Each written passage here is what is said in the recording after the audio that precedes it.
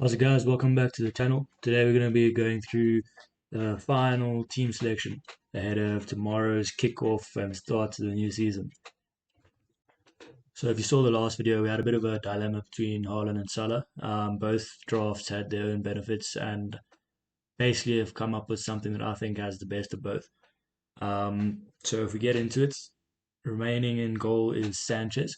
I like the Chelsea fixtures up until the first wild card. Which I'm planning to do in about game week 12. So this works perfectly for me. In defense, there has been a bit of a change. So the first one, Tarkowski, has fallen out for Murillo. This is because Brathwaite has picked up an injury and will be out for at least a few game weeks, and that coupled with the Mikalenko injury doesn't match up too well. So now Everton's defense is a bit weaker, so I just don't back them as much. Even though I really like Tarkowski as a pick, I don't really want to take him out. I brought in Murillo, so now I'm doubled up with him and Milenkovic from Forest. I think that's a really lots of people are going to cheap out and go for Williams, which I am actually considering. I'll show you why later on in the video when you see my midfield. But yeah, that's a good double up in the Forest defense. Lots of defensive recoveries. Defensive contribution points are going to come from those two. And I don't think a lot of people are going to have one of them, definitely not both of them. And Murray stays in the team. I really do like him. He was the guy that I really put in straight away in the defense from the start. He lost his way in the team. He made it. He didn't get into the drafts after that. But now he's right back in, and I really want him. I think he's an exciting pick. Over there, that is not Diouf. That is Mickey Van Ven. He came in for Diouf last well, in the past few days after I saw the Spurs final against PSG. I really liked the way Spurs set up and their defense looked really good, even though they conceded 2 goals. For the first 70 minutes, they were just I didn't have a single shot on target, and they looked very good defensively. Lots of structure. Like PSG just couldn't get near the goal because Spurs were just so structured. The ball would go out of play, and Spurs would slow it down, get in their system, get in their formations again. So yeah, Thomas Frank is really having a bit impact on there. I'm going to avoid their attackers for a while. I think that might take a bit of time to gel, but I think they're going to put in some good defensive performances. Also, their set pieces. I think um, Van de Ven can score a few scrappy goals from there because they have some long throwers from Danzo coming in. Um, I think a big threat from Spurs this season is going to be set pieces. So he came in, and I really do like his fixtures. He has a lot of good fixtures, so I would have to play him with this team set up. If you look at my bench there, I have to pay Van der Ven a lot because there's no 4.5 to rotate. But that Ronaldo, um, Van der Ven doesn't have many tough fixtures, but when he does, Ronaldo pretty much fits in perfectly until game week 12. Every time Van der Ven plays a tough fixture, Ronaldo has a very easy fixture um, against one of the other promoted teams or someone like Wolves or Everton. The only game week I'll have to come up with a plan is game week 11, where I might have to play Van der Ven against United, which isn't the worst thing. I can get some recoveries, so that's not too bad. This midfield is absolutely insane. We're going with a 4-5-1, as you can tell. Drewsbury Hall, he came straight into my team after his performance for Everton.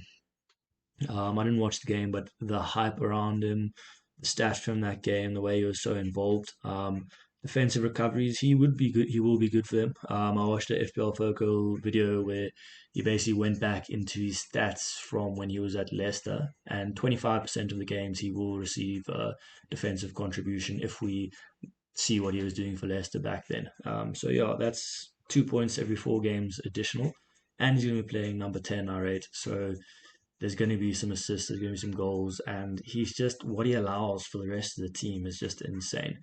As you can see, Fernandez, Salah, Palmer, and Verts all in the same team. And if you see our guy up top, it's not like we cheaped out there.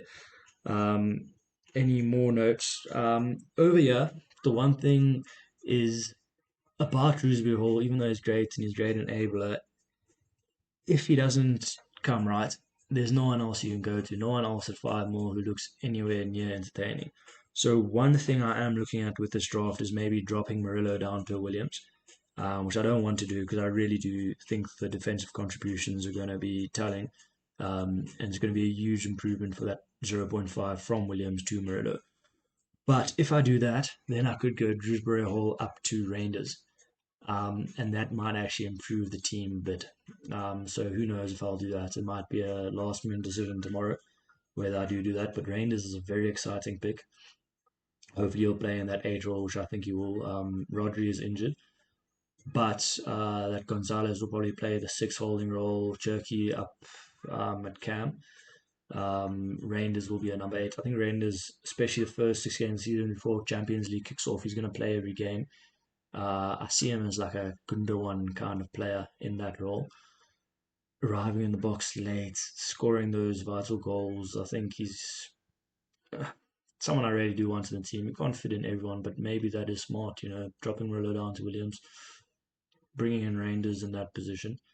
Because there's also a bit of room to move from Reinders. We could go to um, the Wolves. Andreas, I think his name is, in game week 5. He starts having some very good fixtures. So if Rangers doesn't work out, we go to him. There's a Dingra. There's playing a boring with Anderson if we really want to. So yeah, there's a lot of options at that 5.5. So that's something to look at.